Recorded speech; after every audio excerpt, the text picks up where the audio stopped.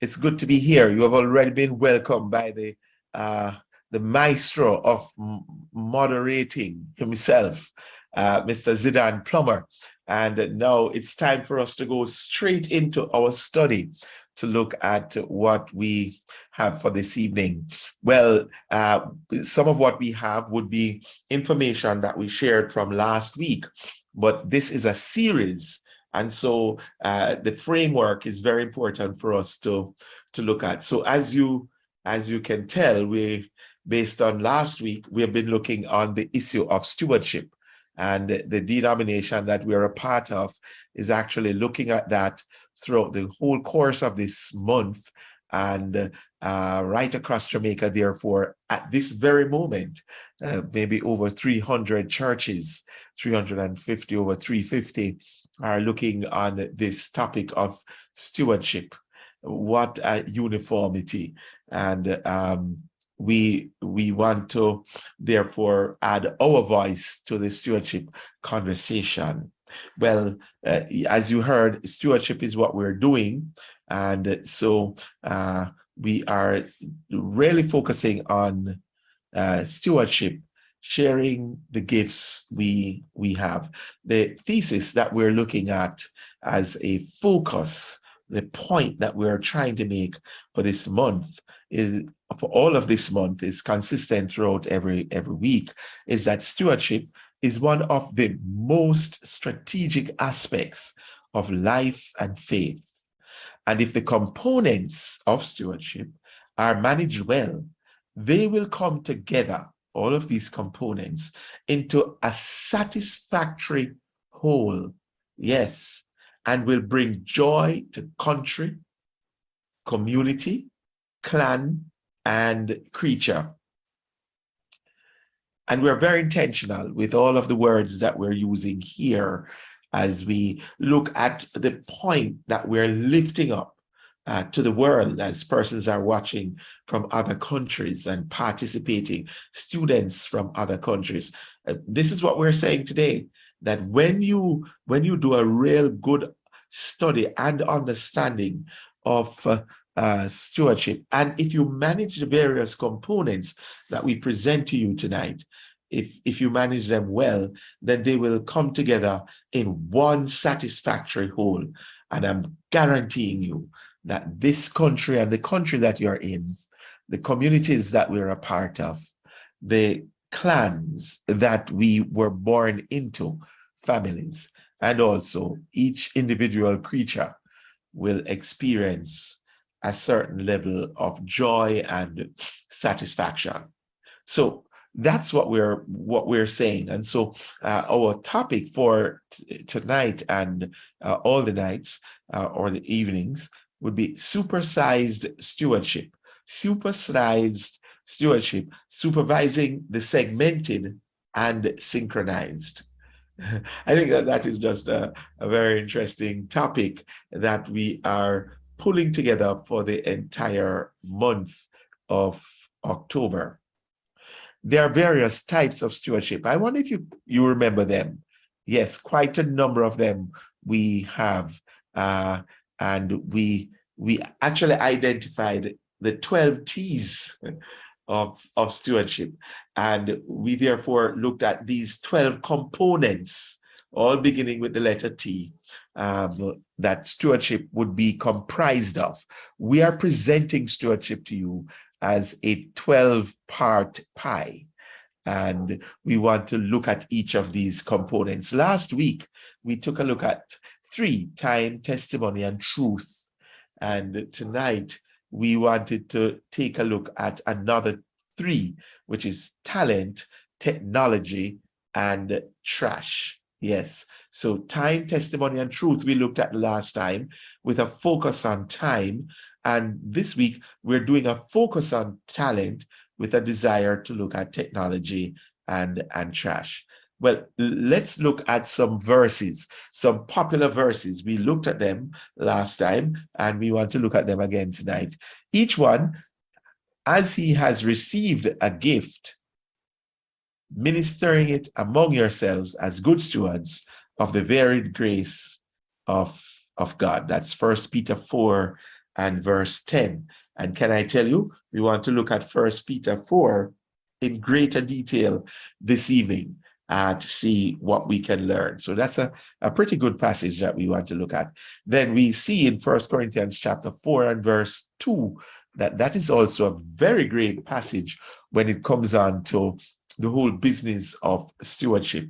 It says, moreover, it is required in stewards that one be found faithful. And that's another word that we want to look at this evening, the word faithful, because that is so fundamental when it comes on to the business of stewardship. And we're going to play with that word a little as we take note of it.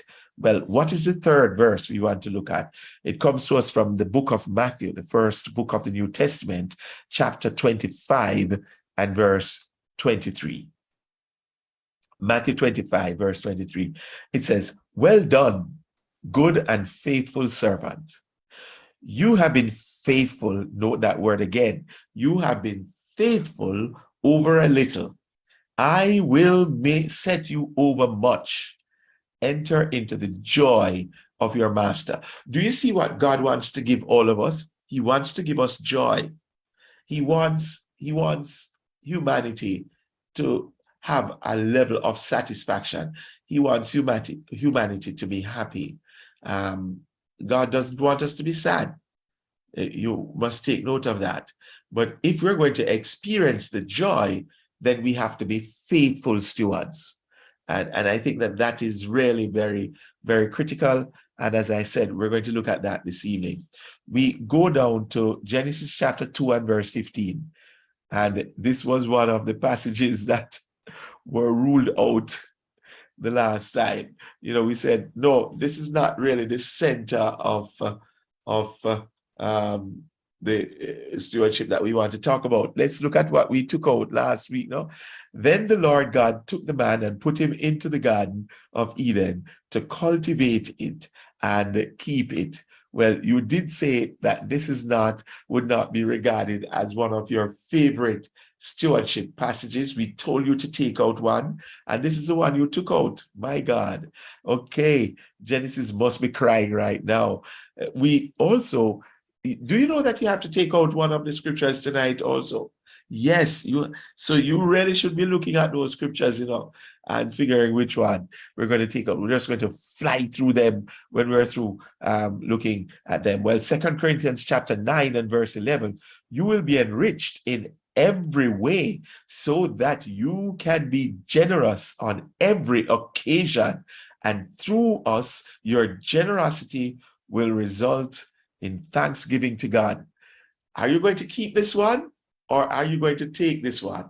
That one is 2 Corinthians chapter 9 and verse 11. Right.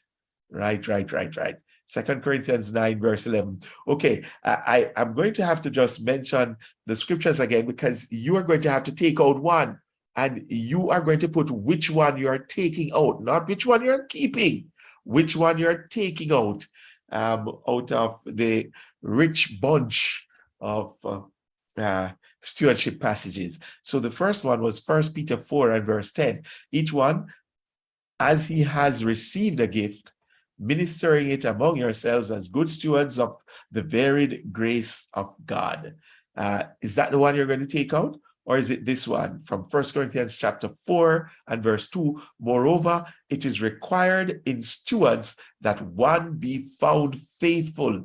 Is that the one you're taking out this week? Because you've got to take out one, guys. And the one you're taking out, you're going to put it in the chat, okay? That we can know which passage you're taking out.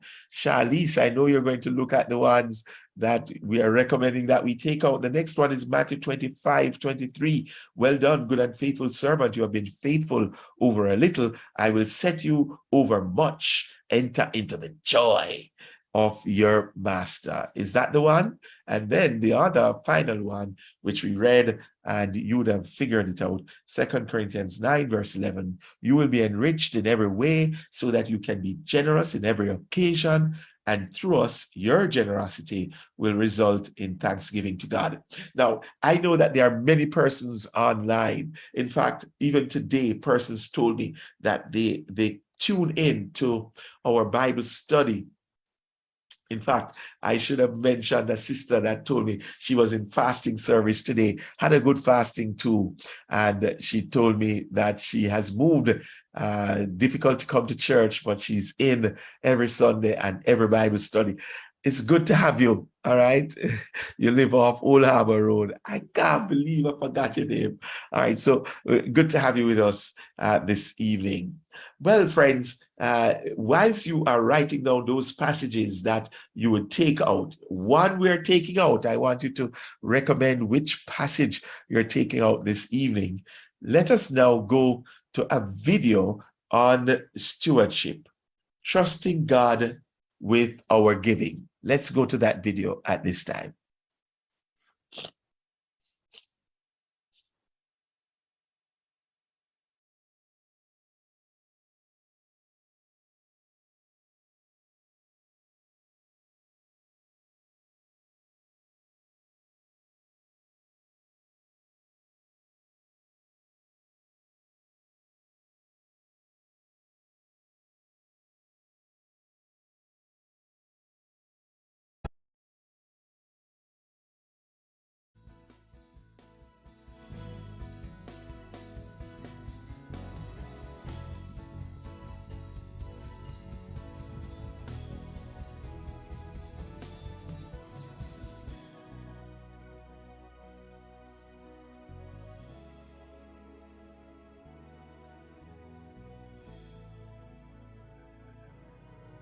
With our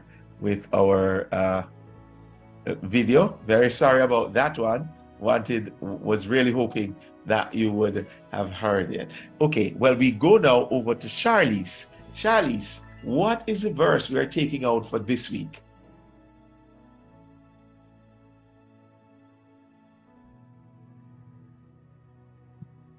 Good night, Rev. Good night, everyone.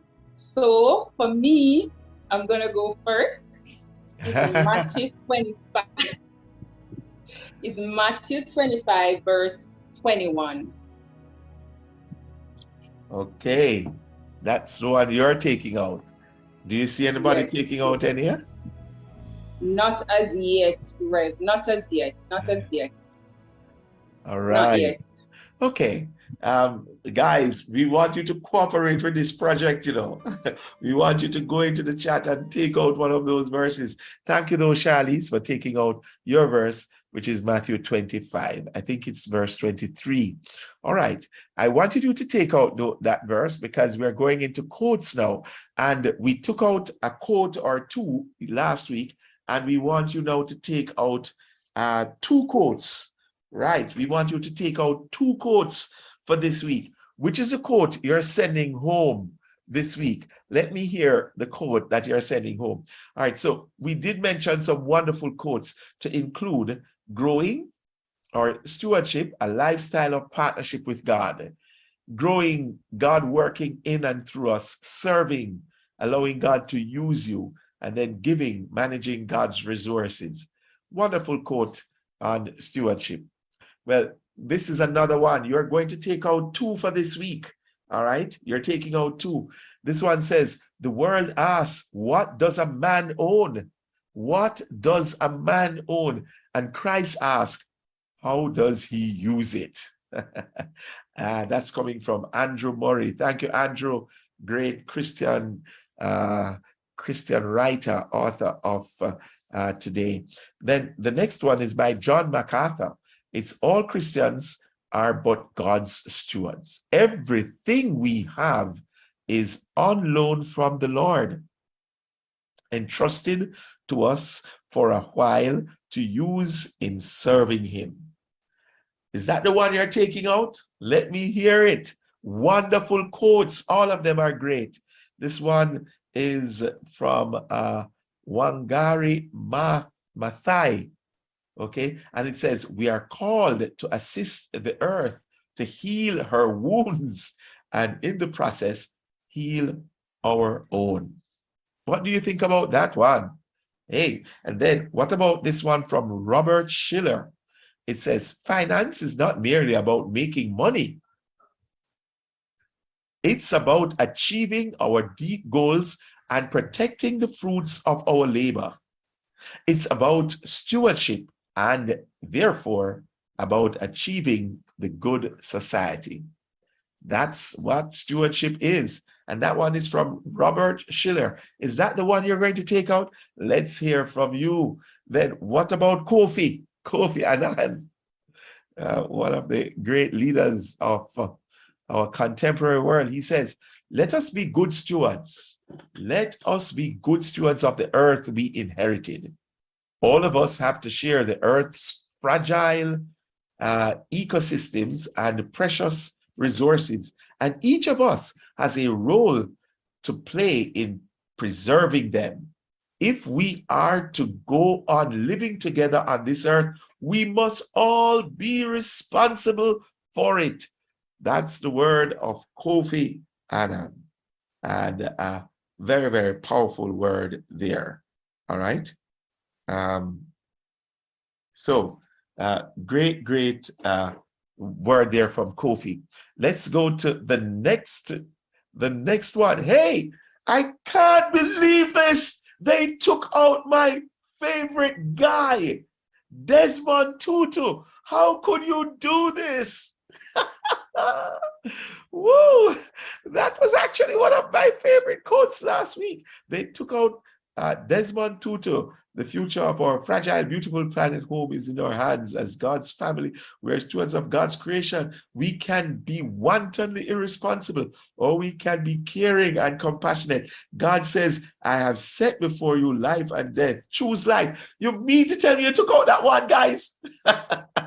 All right. Okay. This is all done by your votes, guys.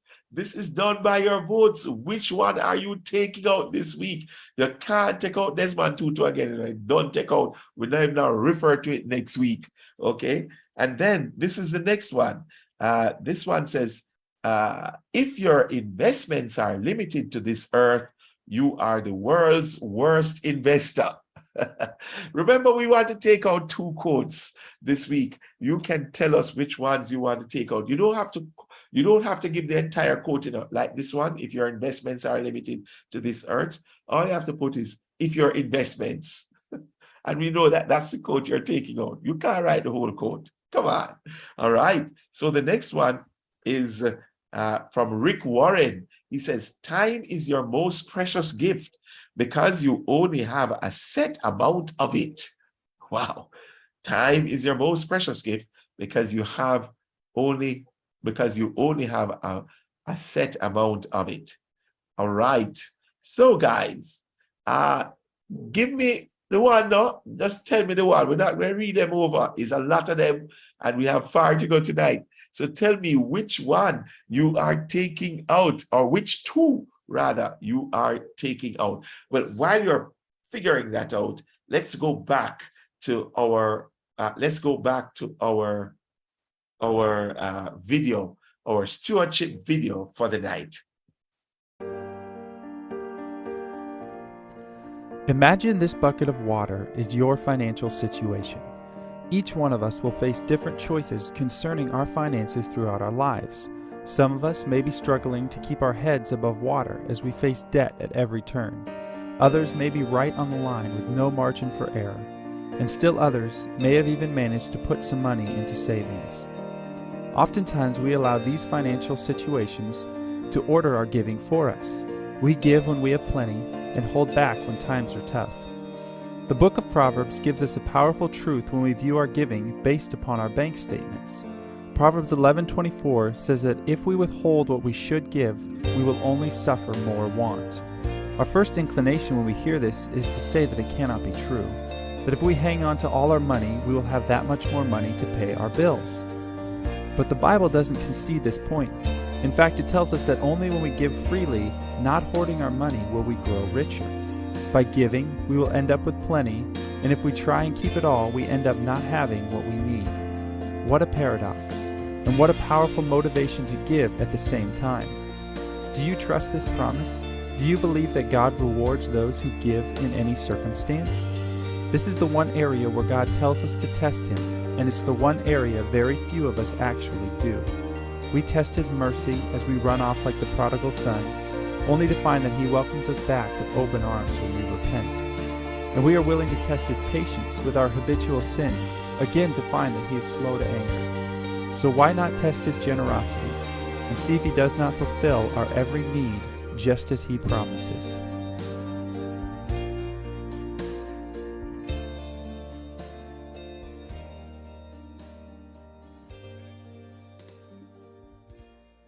All right. Thank you. Thank you. Thank you very much. Wonderful.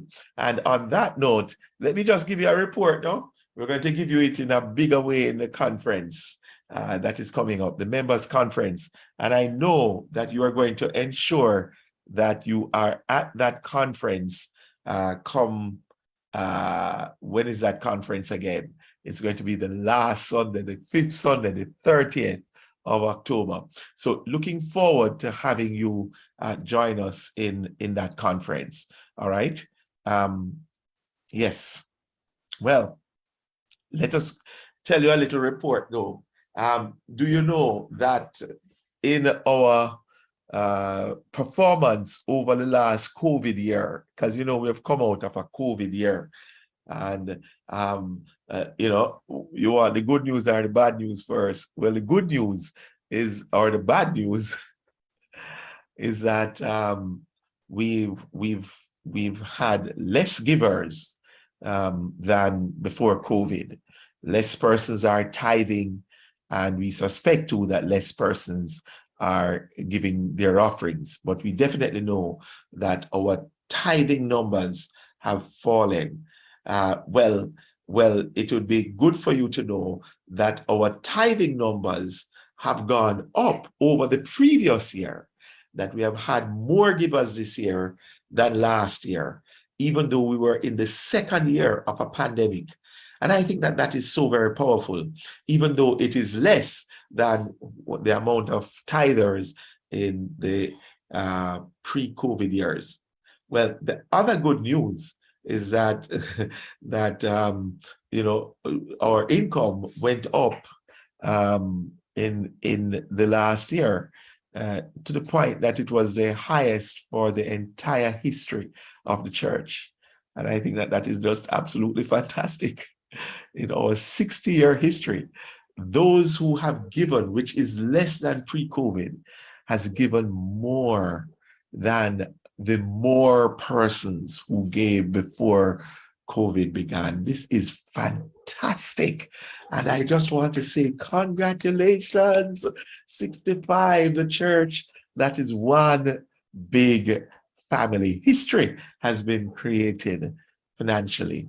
And I think that that is something to celebrate. And we have to celebrate that in this time of stewardship. So we want to just celebrate the fact that we are doing so very well financially in relation to previous years. Thank you very much. Hey, well, it's question time. You ready for the test? Yeah, it's test time. Okay. So let's just go right down to this quiz that we have on stewardship. Well, let's go. Hey, true or false? My talents are for the benefit of Christians only. What is it? True or false? My talents are for the benefit of Christians only. We should hold our talents and withhold our talents from the world, because it's only our believing brothers and sisters should get the benefit of our talents. What do you say about that? Well, the answer is false. Okay, the answer is false. Let's go to the next question. True or false? My talents are for the benefit. Yes, the answer is false. Well, question 2. What does God expect me to do with my talents? Choose all that apply. He wants us to use them, to hide them, to develop them, or to ignore them? What does God expect me to do with my talents? No, you give me the answer. All right. Does he want us to use them, hide them, develop them, and or ignore them? Well. The answer, the answer is drum roll. The answer is A and C. We should use and develop our talents. Wow. Okay. So another question. What are talents? Are they inherited ways from our parents? What we learn in school? Or natural or innate aptitudes or skills or gifts of the Spirit? Which would you say would be talents? I wonder what question 3 is going to be. Question to you. What are talents? Inherited ways from our parents, what we learned in school, natural or innate aptitude or skill, gifts of the Spirit. Well, what's the answer? Their answer is natural or innate aptitude or skill. What do you say about that, people? I would like to know what you have to say about that. My God. Well. Let us now go over to the stewardship of talent. All right, the stewardship of talent. Well, the stewardship of talent, we see the stages of development in 1 Peter chapter 4. Okay. All right. So when we look at it, we see suffering. All right. And this is really now the study on talents, the stewardship of talent, as we see it in 1 Peter chapter 4. All right. So the first thing we notice in the text is suffering. And then we also see sobriety. Then we see specialization, and we see and then right. Okay, all right. And what I have done is to look at this text and to see how I can put it into some kind of framework. So this is what I see. I see faithfulness in the text. I see faith in the text.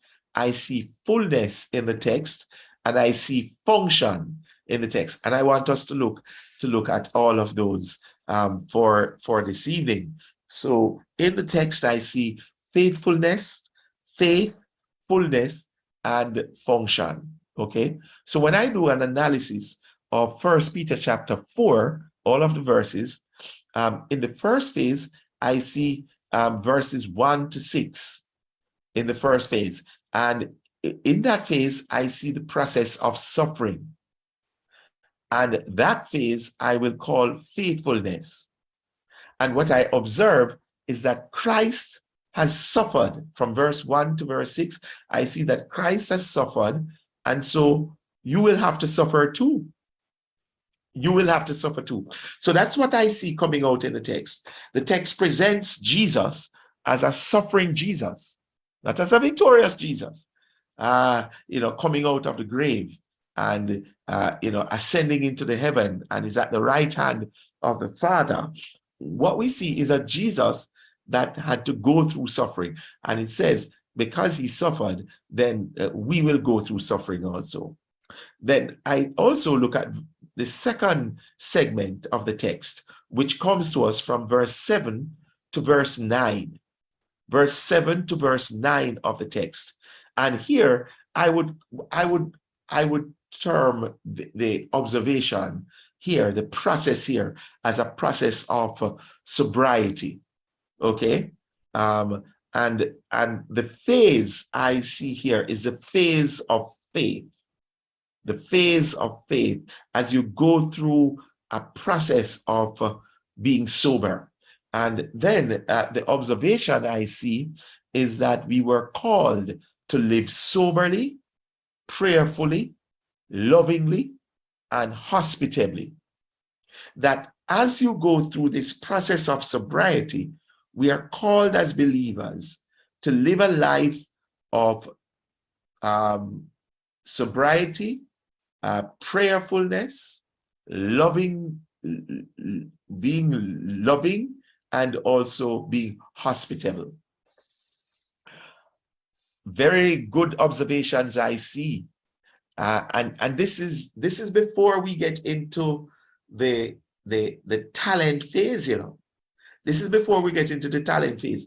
What the scripture is therefore saying is, before we get into the stewardship of talent, we should make sure that we have some groundation, a foundation upon which the talent is going to be established.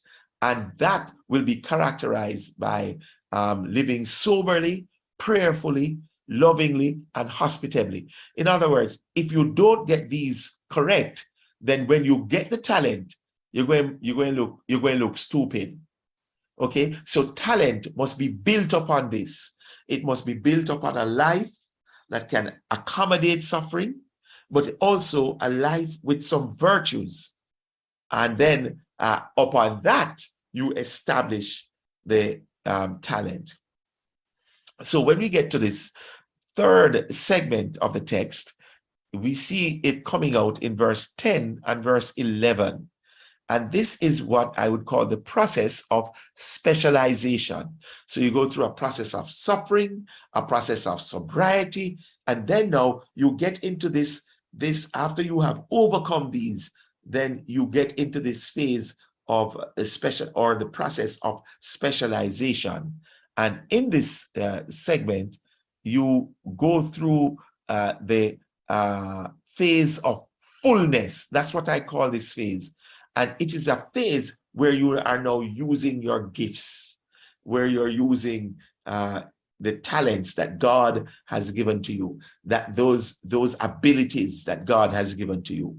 And we get to the fourth segment where you see suffering again. So it is like a sandwich, and you have suffering at top and suffering at bottom. Suffering is the bread that takes into that covers the meat of talent and the virtues of the faith. So here we go to suffering, and we call this phase the phase of function. And here we notice that you are suffering without Christ. Christ is not mentioned between verse 12 and verse 19. So now you are left on your own to kind of go through, you're going through, all right? And it's not that Christ has deserted you, but he's now expecting you to man up or woman up. And using the example of Christ, go through or going through without the presence or let us say the example of Christ, you are now called upon to go through your suffering in the midst of service. So when you begin to employ your talents and your giftings in service, you are going to employ it in the midst of stress. You know, many persons are looking to go through using their giftings without suffering. Yeah, I guess that's what Michael Jackson wanted to do. And so when you look on the stage and you see Michael Jackson, you see a guy that looks absolutely fine without any struggles. But in the midst of that, he basically committed suicide. He took an overdose because he had the struggles, he had the sufferings. Friends, you're not going to engage your giftings without suffering. And that's the point that I want to raise in this model that I'm creating of suffering. Okay, so that's very important. I want you to take note of this, because this is the essence of what we are seeing in the scripture and what we are lifting up out of the scripture for this evening. All right. So this for me is very, very, very, very critical. All right.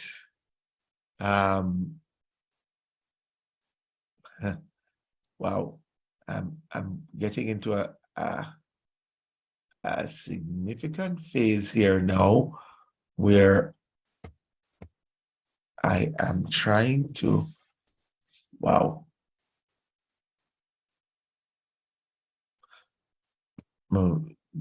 Yes, I I'm having some technical challenges, but that's fine. I am now at the stage of the theory of the stages of talent development, but it seemed to, okay, so I think it's going to be coming shortly. So whilst we're doing this, it is coming, we are going to be going now into, we are going to be having a conversation. So we're going to be having a conversation with a young lady that I have had a wonderful journey with in life. And that's Paulette Samuels Brown. Okay, so I'm going to invite Mrs. Samuels Brown to join me in this conversation because I want to have a talk with her. Hi, Paulette. Hi, Steve. The young lady not again. It's good to have you with us this evening. Thanks for coming in. And we want to have a conversation with you about the whole business of talent and talent management. Because I think you're managing talents on two different levels. You're a mom, you're a parent, you know, and so as a parent, you have to manage your children, and they're now adult children. In fact, they're now married. Wow. And then you are called to as a principal, and you are managing children and just strategizing and getting them geared up for success. And you're managing children at a very critical stage. In fact, you're managing children at the most critical stage in their lives. So let's just hear what you have to say. Let's hear what you have to say. Let me go over to the parenting part first. How has parenting been for you, Paulette? Talk to me about parenting and your own experience in parenting. You have gone through the whole range. Talk to me. You know, parenting is one of the most difficult and yet one of the most rewarding jobs anybody can have. And that is how I found it to be. To God be the glory, more rewarding than challenging because of you know, the wonderful girls that I have had the privilege of raising. So challenges and rewards is how I would put it. Wonderful. Well, I'm so proud of you because I've journeyed with you all these years. I have looked at you, I've watched you grow your children from childhood to adulthood, from toddlerhood, from babyhood to adulthood. And you've done, in my opinion, you have done a pretty fantastic job. You know, sometimes I get a little jealous of you in the way you have done. You have given you know, over the success to the grace of God. That's what you did a while ago. And I'm sure that you've done some practical things to make sure that your children grow up well. But before you said that, before you didn't even mention that, the things that you've done, but you spoke about the grace of God. Why is it that you've attributed your children's greatness to the grace of God?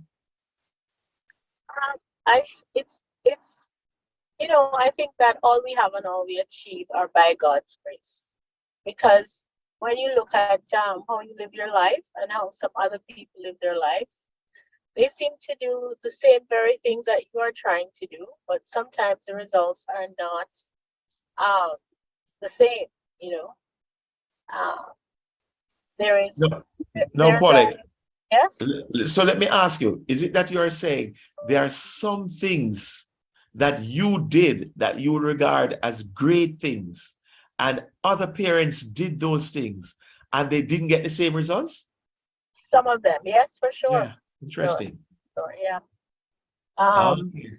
It goes back to I guess, the debate about nature and nurture. And So God's grace in protecting your children, which is so important because, I've been always aware that no matter what values, as parents, Lord and I, input in our children, somebody can come and start speaking lies to them and they believe it. Mm. Especially when they're out of your jurisdiction, if they go away to school or something like that. You never know when the enemy will start whispering in their ear, right? And it's just God's grace that protects them against the lies. Of course, you have to put the truth in them when you have them, right? But then, the lies are always coming at them, and lies about themselves, lies about God, lies about the world. And it takes the grace of God to immunize them against those attacks. Wonderful. Great point that you have raised there. Never thought of it like that before, and want to commend you for that deep insight. You usually have deep insights, though, Paulette. So I commend you on that. What would you say would be about three or so, let's say three big things that you would have engaged your children on as you grew them up? Not even talking about talents as yet, but just generally, because one of the things that I mentioned in this study that I saw in the text is that there are some general things that needs to happen right there in First Peter chapter 4, even before we get into talent management. What are some of those strategies, tools you would have employed to just grow up your children well? Talk to me. Well, one of the things I realized is that your child has to believe what you say.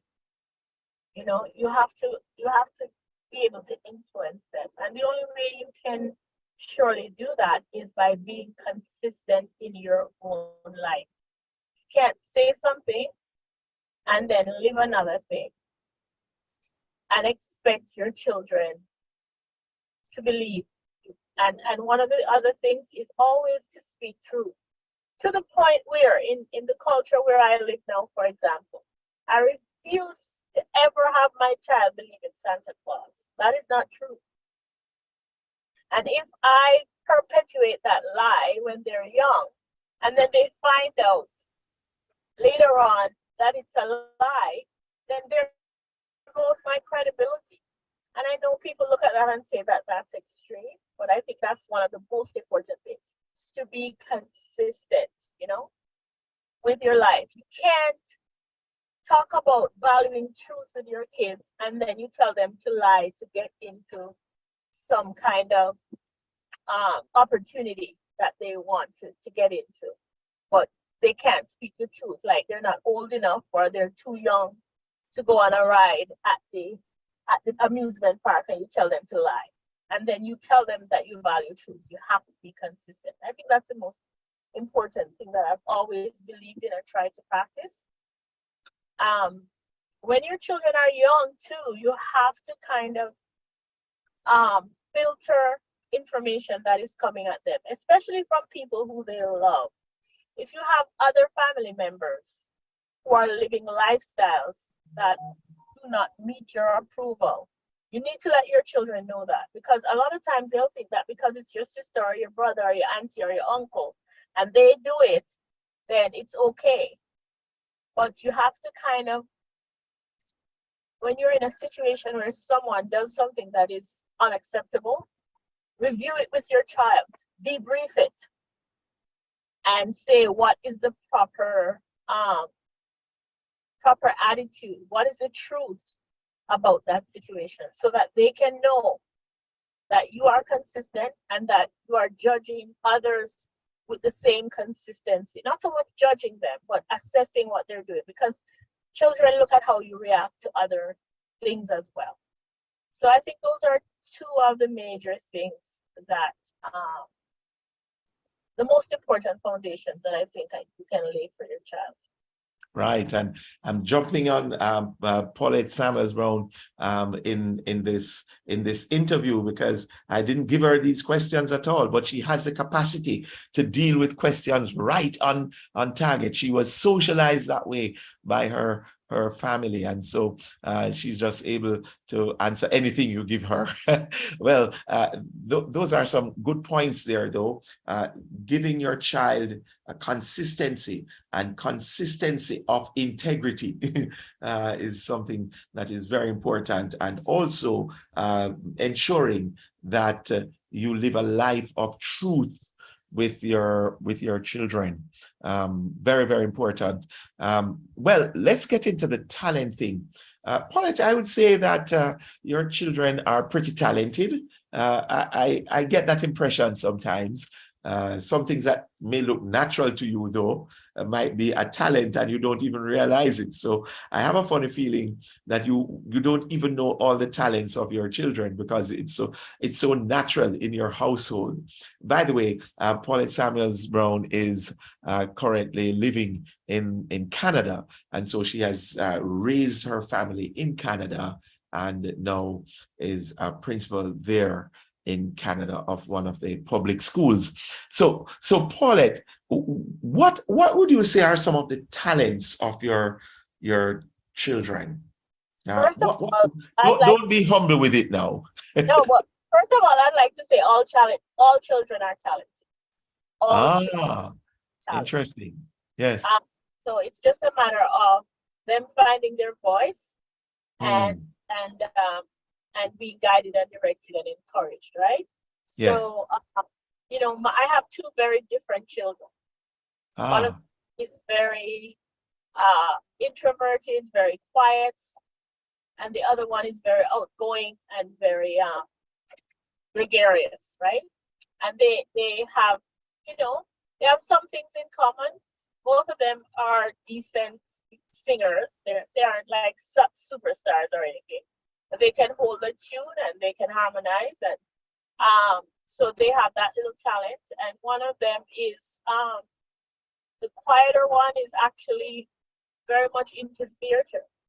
And the funny thing about her is, even though she's quiet and she does not make friends easily, she's more comfortable on a stage than she is talking one-on-one with somebody. And that was interesting for me to discover about her. The other one, who is more gregarious and outstanding, can make friends with anybody and is very, likes to connect with people on an individual level.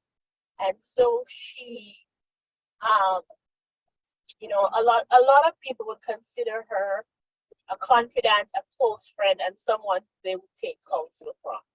So it's interesting how the way their personalities have developed in different ways.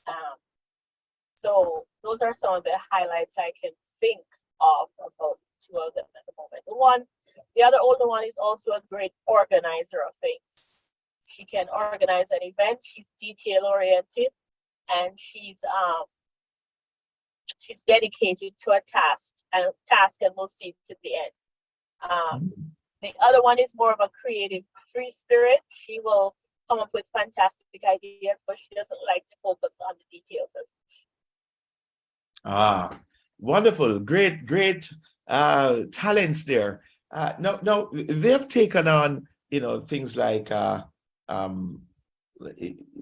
they've taken on their profession, when they were in school, they had to figure out, what they were going to do and all of that.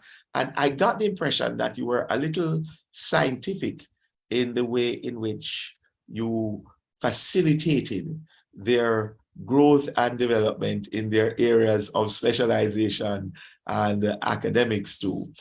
You want to talk to me about that, because I found that pretty interesting in some of the efforts. I don't know how far you went with it, but I know you tried to employ some tools there. Talk to me about that. Well, especially for my oldest daughter, she was not sure what she wanted to do.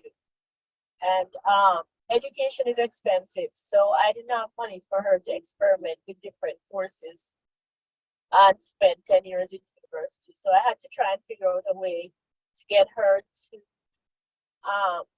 figure out what she wanted to do. At first, she thought she wanted to be an architect, and she did a placement with an architectural firm and some other things, kind of designing things, and realized that, nah, that's not really what I want to do. And so she was kind of lost after that, because at first she thought that was what she wanted to do. So I should have looked up the book, but I was reading a book by a Christian author. Hopefully I'll remember by the end of the day. And it's called Finding Your Sweet Spot. And it's all about kind of finding your talent and your gifts and using that to bring God glory and to find that thing in life that you will thrive at. And in there, he referenced a firm that could by a process of interviewing and questionnaire and some online tools, guide a young person to the kinds of career that they might find fulfilling. And so I engaged that firm for her, and they did a full analysis of her, and sent back a report. Didn't tell her what job to get, but it told her enough about her personality. Say these are the kinds of jobs that you would find fulfilling, and then she kind of matched it up with university courses and picked one that matched up. So that's kind of how I did it with the first one. The second one was a little. She's a little more focused on what she wanted to do than the first one. She actually wanted to be a missionary, and but my question to her was, if you go on the mission field, how are you going to use your talents? What gifts are you going to bring to the people that you're going to be preaching to? It has to be more than the gospel, that you have to develop your skills so that you can serve them. And through that, she came to decide to become a nurse. So that's kind of the two different paths that they took. Right. Interesting. And you are also a principal, and you are serving in the public school over in Canada. So you're dealing with a number of students at a very young age, but preparing them for the future. What is the age group of your students? They start from 4 and go up to 13. So kindergarten. Go up to 13. Yeah. Okay. And you are seeing students go through the system, and parents, you're big on parents and their engagement. Why are you so caught up with parents? I hear you talking a lot about parents and these kinds of things. You seem to put a lot of emphasis on engaging parents. Am I correct? That's correct. Because you know what? The parents, if we don't have the support and cooperate with the parents, it's a partnership, really. Education of children is a partnership. And there are some students who come to school who because of their circumstances, and we can't access their parents. We are all they have in terms of certain kinds of guidance. And, if that's what it is, we work with that. But when you have parents on board, can partner with them to help. They know more about their children than you do. Okay. So when it comes to problem solving, sometimes bring the parents in, and you're able to do things faster and figure things out faster as to what might be causing an issue and how to solve it. Right. Well, my final question to you, I'm so very, very delighted that you were able to take the time out of your busy schedule to engage me in this conversation this evening. What would you say, having had experiences with so many hundreds of parents over the many years of your service in education, what would you say to parents who are in the struggle trying to make good of their children? As a principal, what would you say? Well, I would say pay attention. Pay attention to your children. Look at what interests them, what excites them, and build on those things. And I know sometimes as Caribbean parents, we want to shy away from talents and skills that don't look like they're going to make money. But it's in developing those talents and skills. There's always a way to monetize your talents and skills. You know, um, and it may not be like if your daughter is a performer and you think, well, she's never going to be a big star. She's never going to get earn money from that. Doesn't matter. Develop that talent and skill, because it's developing more than just the talent. It's developing discipline. It's developing commitment. It's developing joy in life.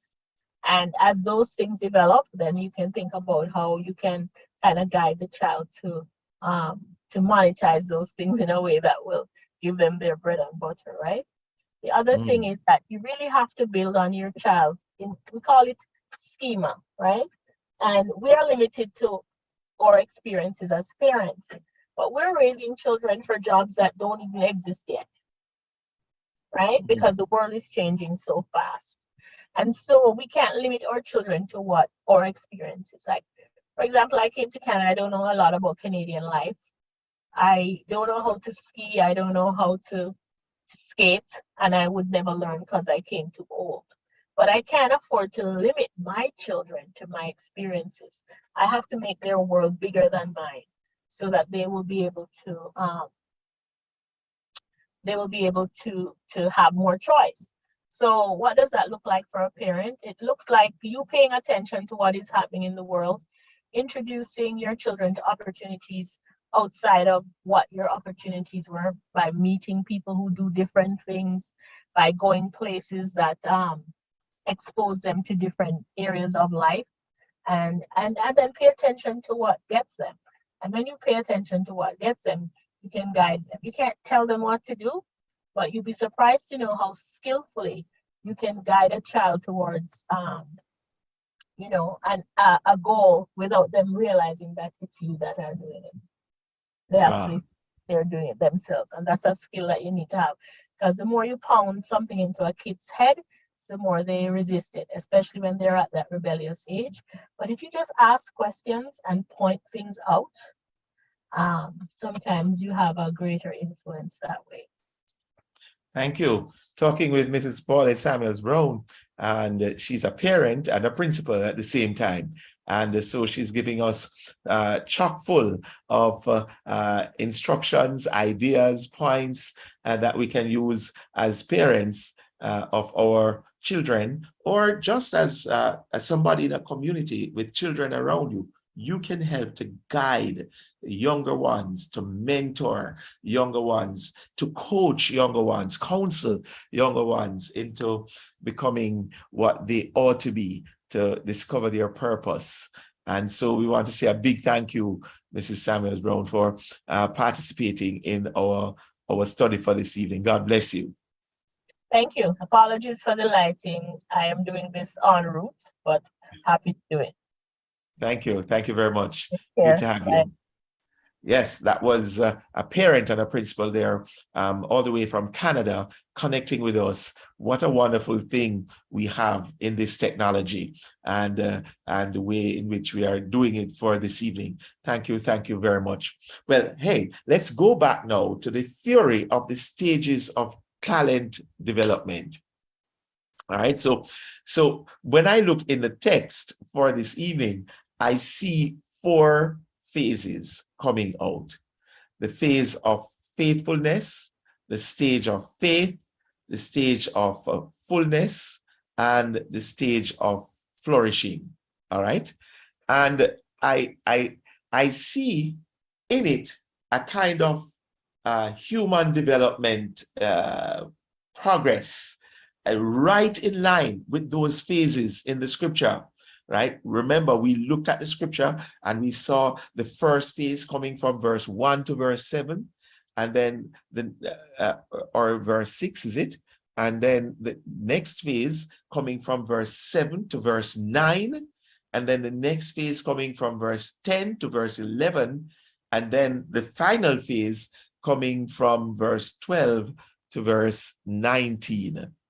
And so as I look at that, I see it going along the stage of human development. So I see us having a phase between 0 and 9 years old as students are coming into what we call faithfulness. Yes, and then from 10 to 19 years old, they're coming into the period of faith. And from 20 to 29, they're coming into the period of fullness. And then from 30 and over, we see that they're coming into the period of flourishing. Well, in faithfulness, what I see in verse 1 to verse 6 is that you go through a stage of faithfulness, like Jesus, who had to go through hardship and suffering, but he remained faithful. He remained steady. He remained at his post. He remained at his mission. He remained with his purpose, and so was faithful in that stage. And so I'm saying that if you're going to help children to grow, maybe what you need to be doing is between 0 and 9, you need to be carrying them through a process of faithfulness where they are sticking to it, where they are committing to it, where you are teaching them the values of life and so on, but they are holding on to remaining faithful in the early stages of learning and formation in their lives. So they're learning to go to school every day, for instance. They're learning to pray regularly. They're learning to go to their bed at a certain hour. They're learning to say thank you and yes, sir, and no, miss, and no, madam. They are learning those things and they are faithfully sticking to it. They're learning to participate in sports, for instance. They're learning to engage in music. So my children, I introduced them to music very early, and they had to learn it. It's not like, what, me love play a drum, so me just go lick the drum after church. No. They had to learn the principles. They had to learn the rudiments. They had to learn the language of music. You know, and for me that was important because it helps in retention. You know, they remember things more when you play music and so on. I know all of the benefits of doing music in a very formal way. So they had to go through that. Okay, when you have your child, friend, they are 0 to 9, teach them faithfulness. Faithfulness. Okay. Very, very important. All right. And what you're building in the child is reliability and dependability. I must be able to depend on you. When you carry your child through cycles, you know, they have to do this every Monday. They have to do this 3 times a week. You know, when you keep your child at home and them say, "You don't want to go to church," wrong. Okay. When you take them to church and every minute they want to go outside, wrong. All right. I didn't even know what a church bathroom looked like. Serious. It's when I become big boy, I learned how to go to church bathroom because I developed the discipline. My body had a clock in it that didn't go to bathroom when I go to church. So I just didn't know what a church restroom looked like. I'm serious, for years. I just didn't. So that's the kind of thing I'm talking about. You have to build cycles in your child, discipline for them to be able to do well. And then the next stage is a stage of, I call faith. It is a stage of 10 to 19, adolescent years, when you're helping a child with their belief system, with their level of understanding, with their level of cognition. You're creating in your child the capacity to acquire knowledge and to have trust in life, you know. When I was growing, for instance, those years, you know, were years when I had to read the Bible regularly.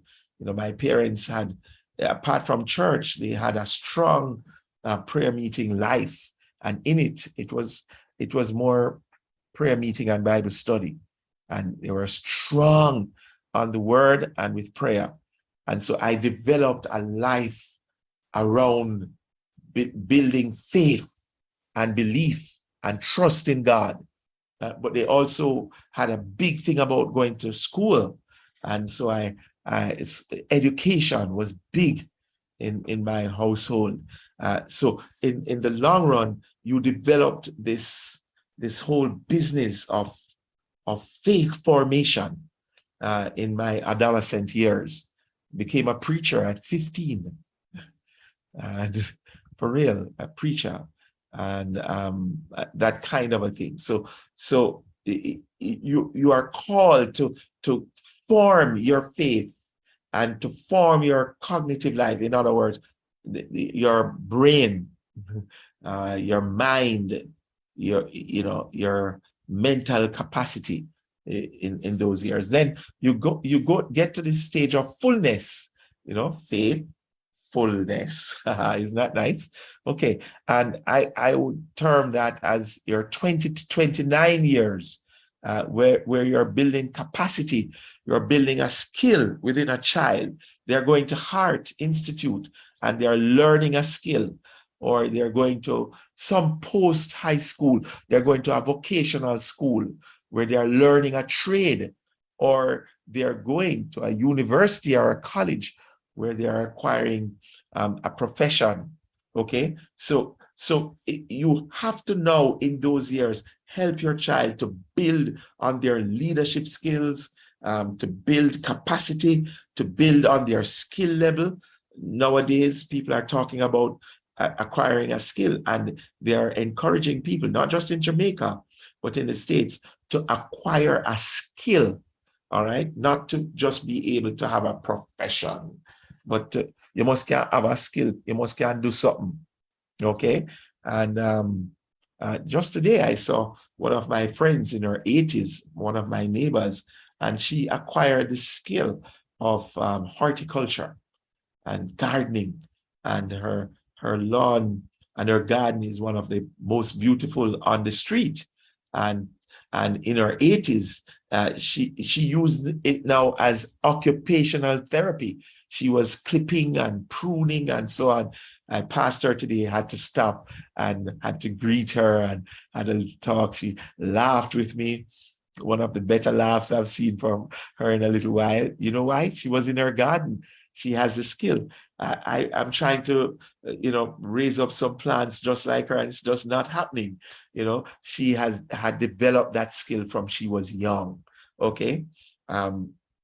So that's one of the things. And she's, in her day, before she went into retirement, was a university lecturer at the University of the West Indies. But she now is doing this, and it is not her university lecturing life that is bringing fulfillment to her. It is her skill.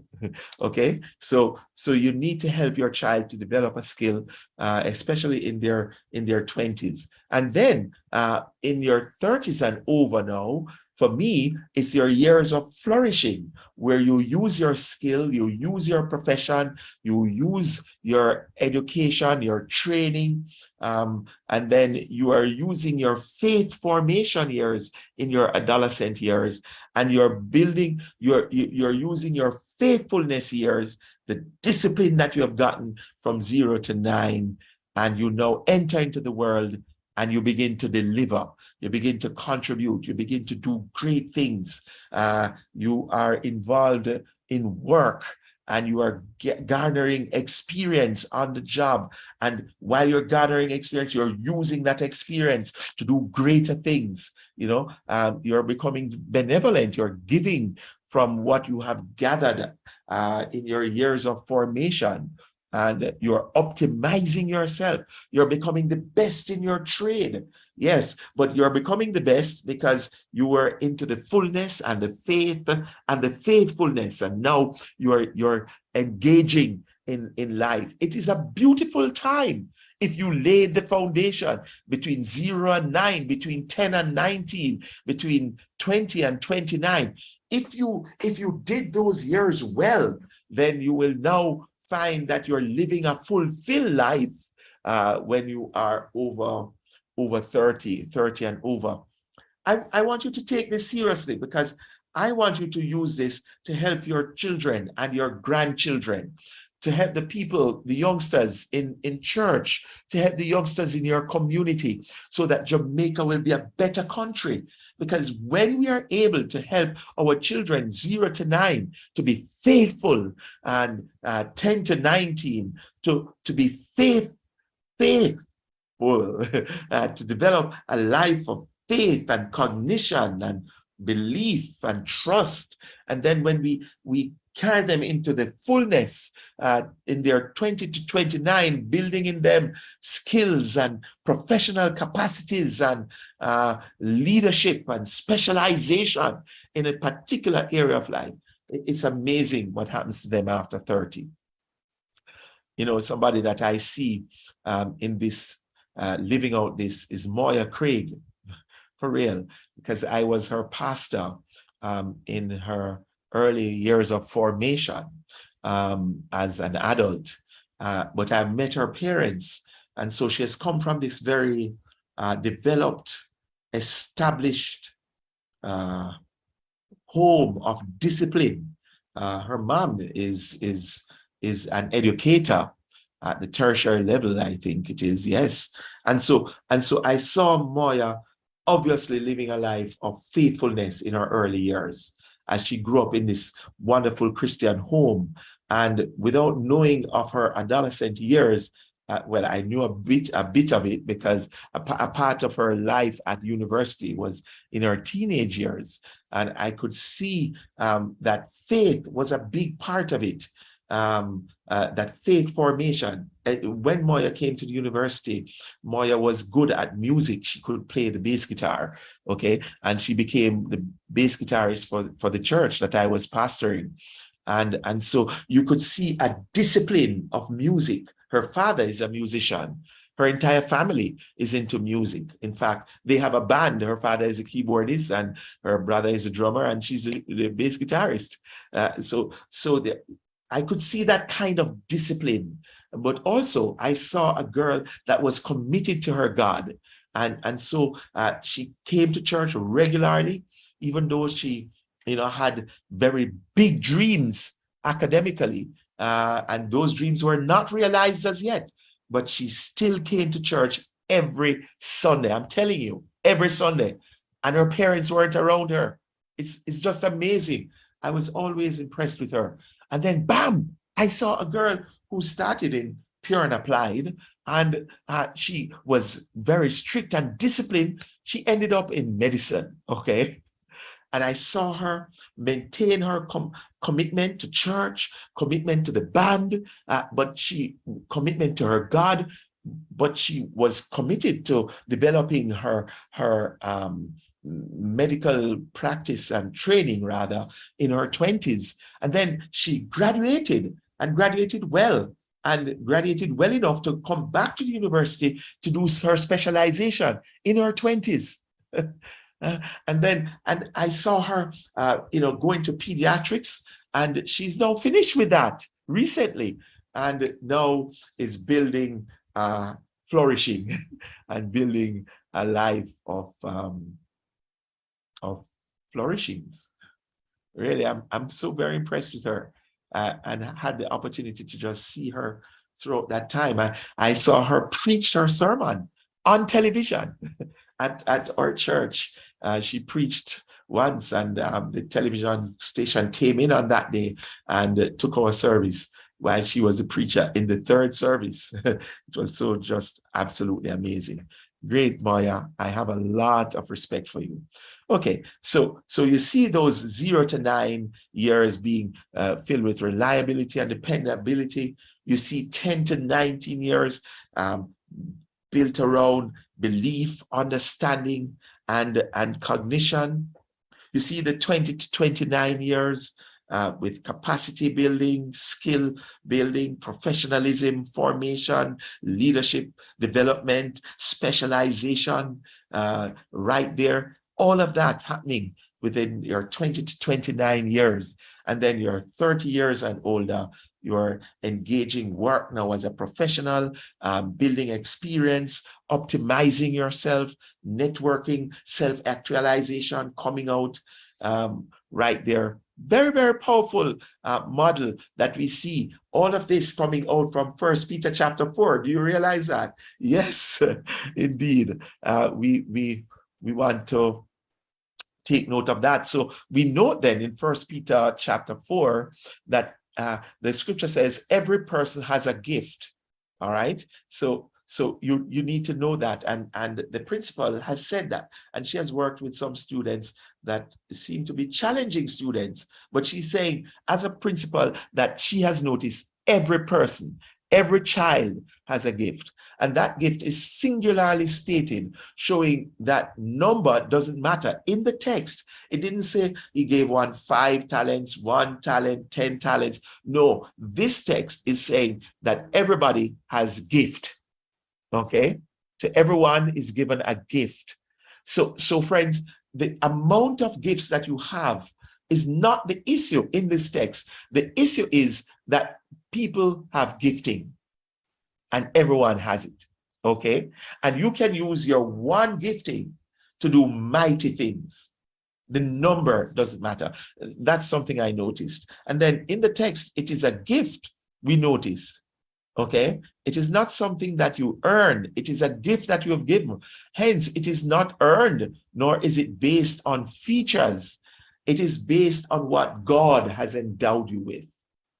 So friends, that's the point that you need to recognize about a gifting, that God has just given it to you. Why is it that you can run so fast? Why is it that you can speak so well? Why is it that you can use a bat and hit a ball every time it comes to you? There is something, there is a gift that God has placed inside of you. And that makes you, why is it that you can speak and people laugh so well? It's a gift. Yes, it's a gift. Then the scripture says that every person has a gift, and therefore they ought to minister to one another with that gift. God has given you a gift, and you should minister to one another. Now, that word minister that the scripture uses is diakonos. Diakonos. And that word is the same word that they use for deacon in scripture, but it's also the same word that they use for minister. But interestingly, it's the same word that they use for servant. So if you have a gift, then the scripture is saying that you must use this gift to serve others. So all Christians are really servants. That nobody is no big bishop with big belly and big chest and big neck. No, we're all servants, okay? And then our giftings are to serve one another. So the gifting that I have, I must use it in the service of others. I think today was a great day for that, for me. We gathered some members, leaders of the church with this youngster who grew up in the church. And, he had, Sunday school teachers around him. He called them uncle this or uncle that, but he's a big man now with his family and his children, build his own house and all of these kinds of things, has his own kind of business operating and so on. But, he saw them and yes, uncle, yes, auntie. But we gathered with him and we had a great conversation about, the further development of our church technologically. And from a facilities point of view, he's an engineer coming out of the church. And when he came to us, when we were finished, he said, I want you to know, I won't forget this. He said, I want you to know. Now, this is hundreds of thousands of dollars we're talking about here, that and he just looked on a sheet of paper and he was able to say, don't do this here, buy this there, don't spend on this, import this instead. And it's just amazing how we were able to just shave off hundreds of thousands of dollars just by this youngster with an engineering eye saying what we ought to do and what not to do. It was just interesting. And then when he was through, he said, I want you to know that this is not a favor I'm doing this church. He says, it's a privilege of mine. He says, this is my church. I feel obligated. I feel committed to doing this for my church. And I'm going to stay with this project until it's done. Brother, you out there, so with your gift and not do nothing with it for the church and can't help another little youth help go a college just like you and can't help the church to develop it. And you, brethren, chill. What you are today is nothing big. Come on. You are not the best thing since sliced bread, okay? Just smile up yourself and do God work. And that me I say, I hope you're understanding what I'm saying in my Jamaican accent and language. You should do God work, brother. And don't go like say you're better than the rest of it. Because you one can do this. God has called you to be faithful with what you have and serve one another. Yeah. Well, God says that we are good stewards of the manifold grace of God. So good stewards mean high quality managers. If God has called you to sweep up the place, sweep it up good. That's what Martin Luther King said, that if you're a street sweeper, you must be the best street sweeper. That's what he said when he came to Jamaica, Martin Luther King. Yeah. So let's just be great street sweepers. Let's be the best street sweepers that we can be. You know, I must be the best pastor that I can be and create a unique niche that I'm serving the church with. And that's what I'm striving for. All of the degrees that I have done in preparation for ministry, that's all, I just wanted to be a great pastor. Somebody asked me the other day, Steve, where are you really going with all of what you're doing? And I said, I just want to be a good pastor. I just want to serve people with all of these things. I did it so that I could be a good pastor, okay? So all of us are managers. Whatever you do, you're a manager. So that Hayden, who is at our church, that is the caretaker, he must just become the greatest caretaker there is on earth. Yeah, just be the greatest caretaker. Okay, we must offer, therefore, quality service.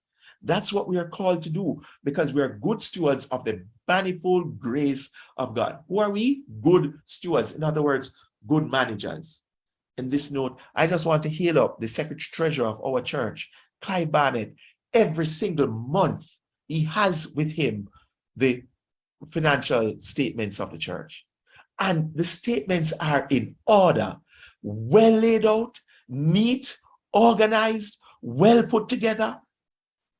Is he getting paid? No, friend. He's just, listen, the amount of work it takes him to present and prepare those statements for the finance meeting and for the council meeting. It is amazing. And to the cent, he's correct. Doing this for about over 20 years. And hardly anybody knows him. He's in the background, just doing all of this for the sake of Christ. Hey, Clive, I salute you. I rate you. You're committed. And you're not talking about, the work is so hard. I have to give it up. No. You're there morning, noon, and night. May the God of heaven bless you. And I see how God has flourished you. And Clive, God has flourished you. He has blessed you. And I think he has done that because of your faithfulness. You're a good steward. Well, that's it. And then you're not just good stewards, which means high quality managers, but you're involved with the manifold grace of God. Our giftings are the grace of God upon us. Yes, we are managers over God's property. The giftings of God are favorably given to us. When God gives us a gift, he gives it to us favorably.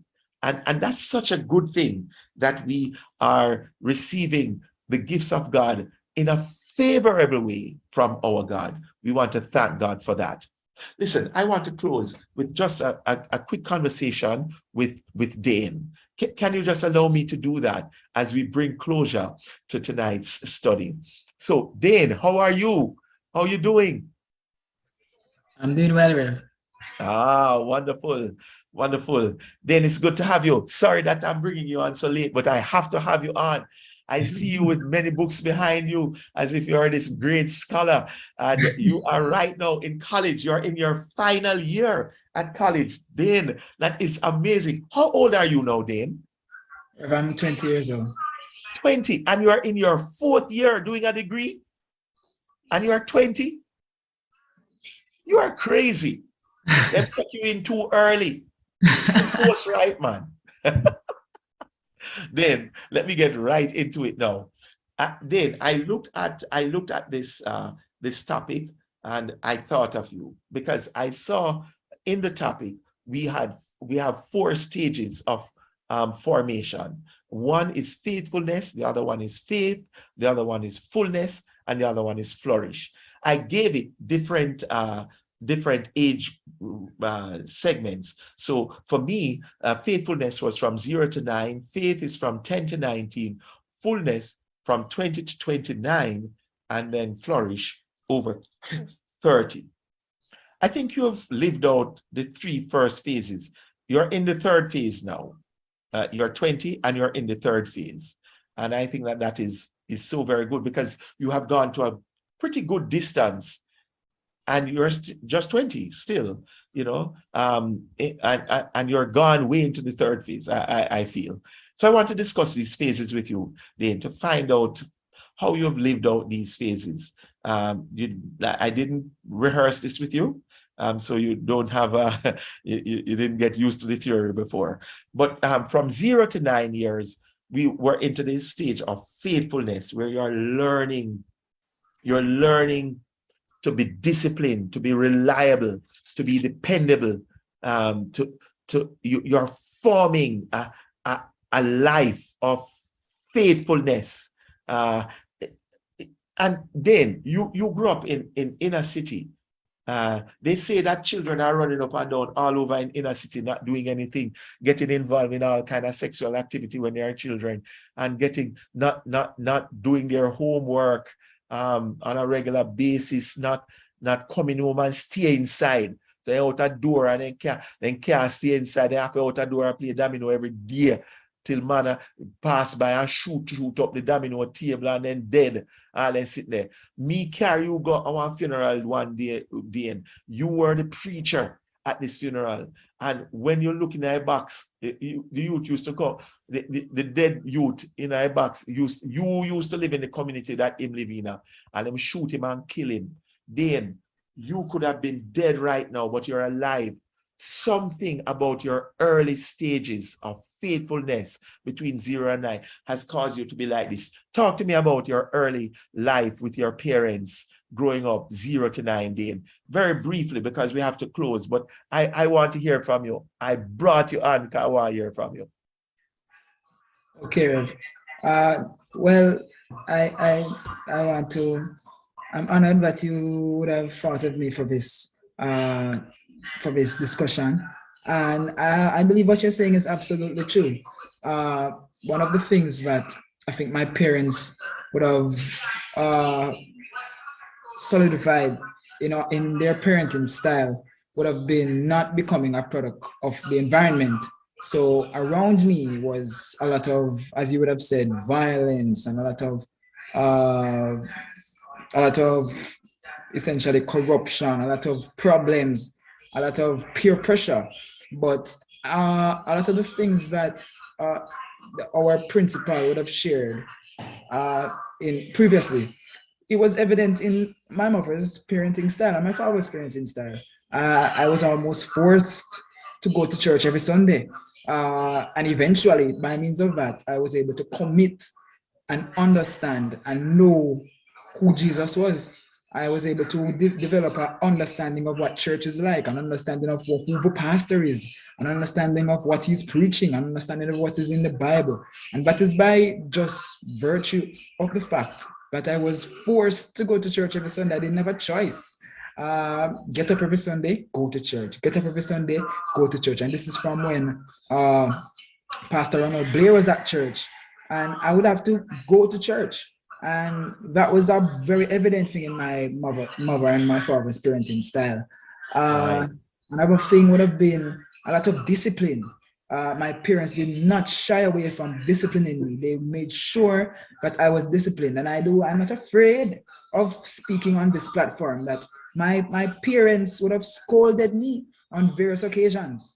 They've never done it publicly, but to carry across embarrassment. But what they would have ensured would have happened is that I would have gotten the understanding of not only why I was getting scolded, but also the understanding of the direction of where I should be going after I'm scolded. So I think the discipline of it was very good. I was also taught diligence from a very young age. From a very young age, I was taught to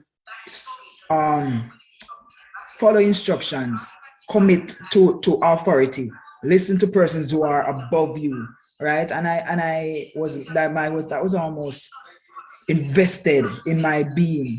Listen to your principal at school, listen to your teacher, listen to me as a parent. Those are things that would have been echoed to me Yes. every day.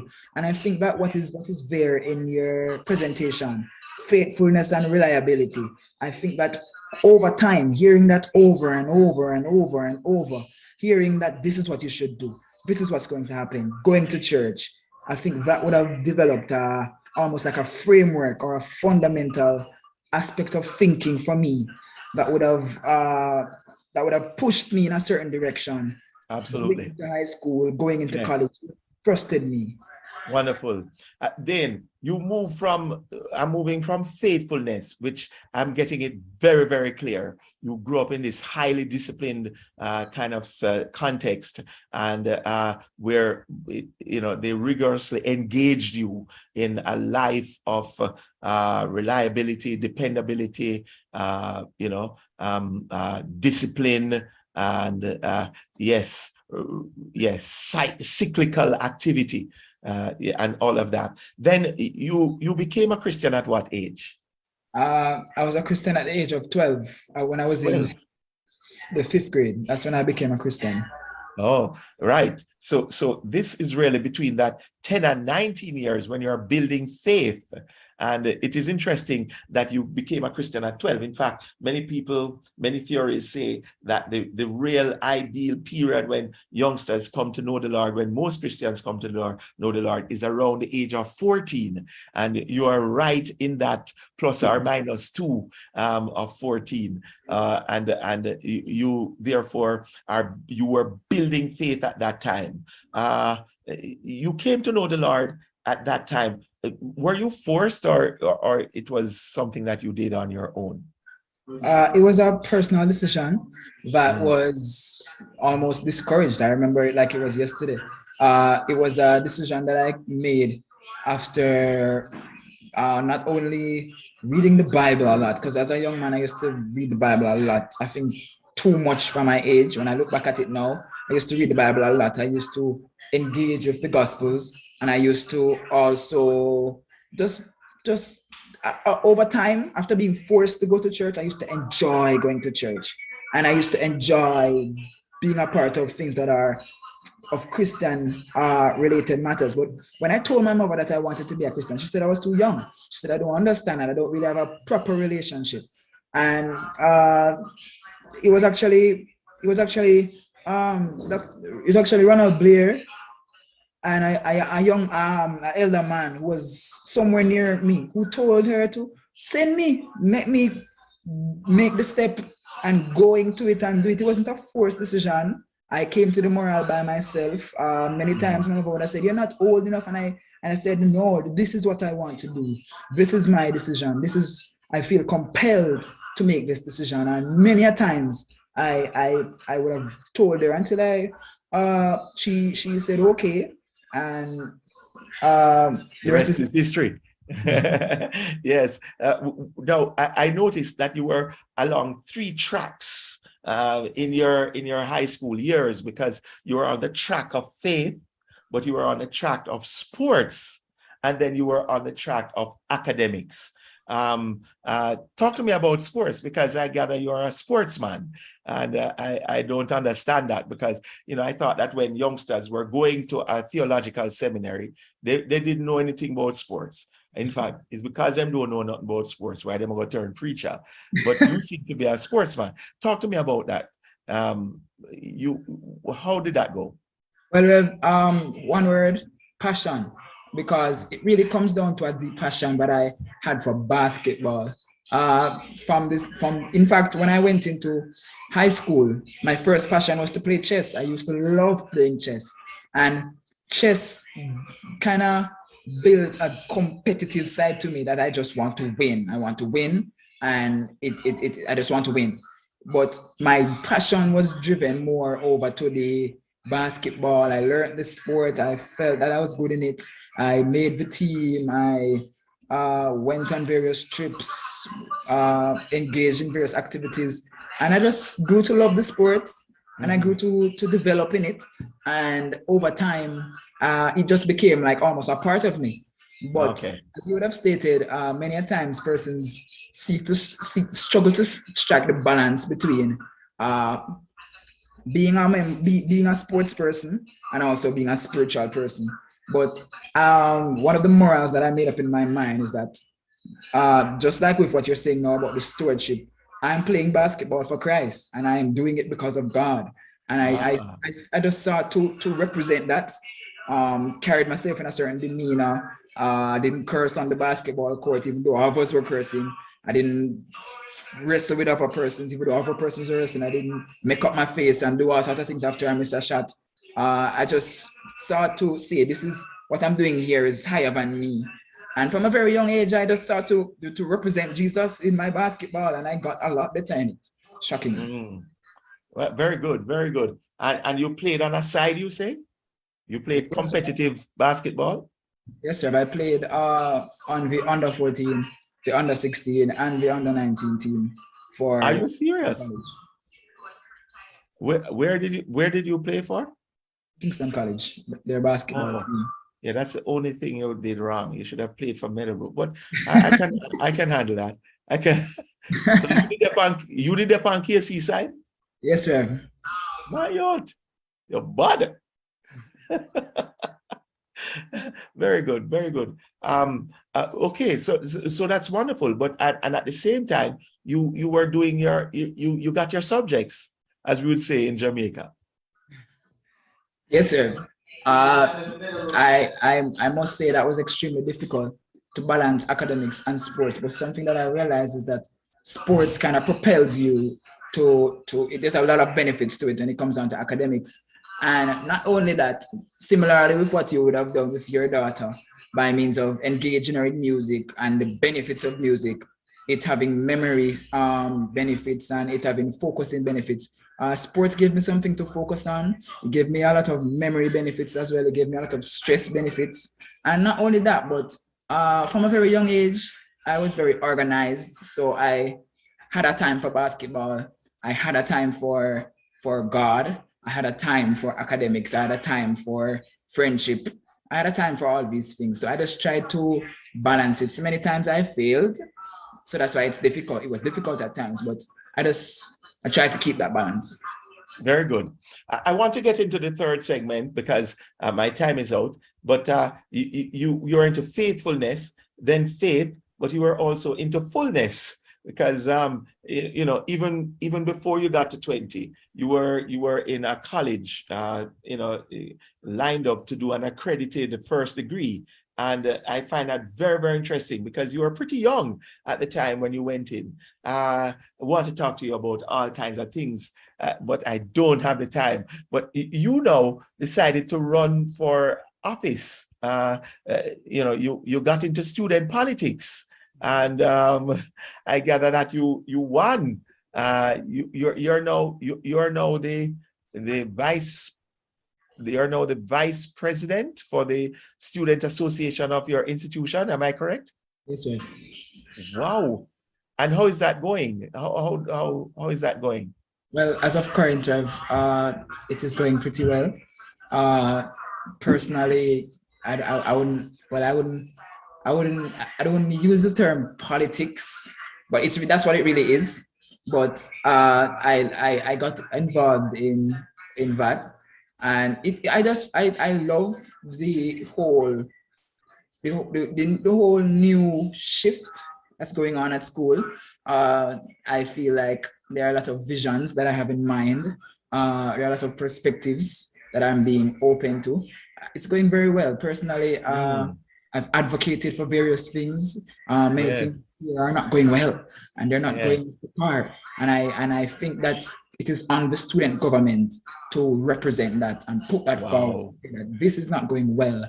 We paid our school fee. We did this. We did that. We expect better. We need more. And I'm the type of person to say those things. I will say it as long as we are in the right, or I believe we have a right.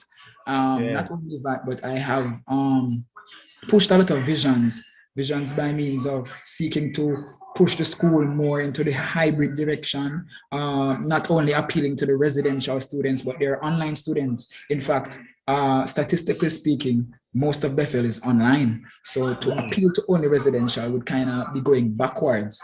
I've pushed that direction to say we're going to try to carry Bethel deeply into the hybrid modality by funding things for the chapel, funding things for streaming, and that's a vision that I've been pushing. The school is with it, the president is with it, everybody's with it, and we're just going with that.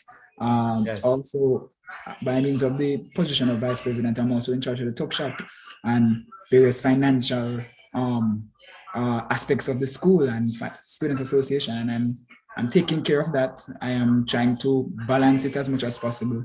I'm trying to do as much accounting as possible, and I'm trying to see if the talk shop can make as much money as possible, so the student association can ultimately, make a lot of money. Absolutely. Boy, Dean, I could talk to you for the whole night. You're an interesting personality. You have accomplished much. I want to congratulate you. You're doing well at school, and I commend you. You preach like an adult experienced preacher, and I'm always very, very delighted to have you on the pulpit preaching. May the God of heaven continue to bless you, and may you continue to shine and to do well. The grace of God be with you, my friend. Same to you, and I look forward to seeing you soon. That's right. Hurry up and come. That was Dean. That was Dean Wilson. He is one of the youngsters that is now enrolled studying in his final year at 20 years old at the Bethel Bible College of the Caribbean, and doing extremely well as a young, growing, and glowing theologian. Loving systematic theology, and wants to make that his specialization. Remember him in your prayers. Well, it was so very good to have you today, looking on the stewardship of talent. How do you manage it? How do you grow it and develop it in your child? How do we see it coming out in the book of 1 Peter chapter 4? And how do we see a young man going through the stages in very challenging circumstances, and now doing extremely well, looking as if he's going to graduate with honors. Ladies and gentlemen, it was so good to have you. We did it a little long tonight, but it was important for us to look at this very, very critical area of stewardship.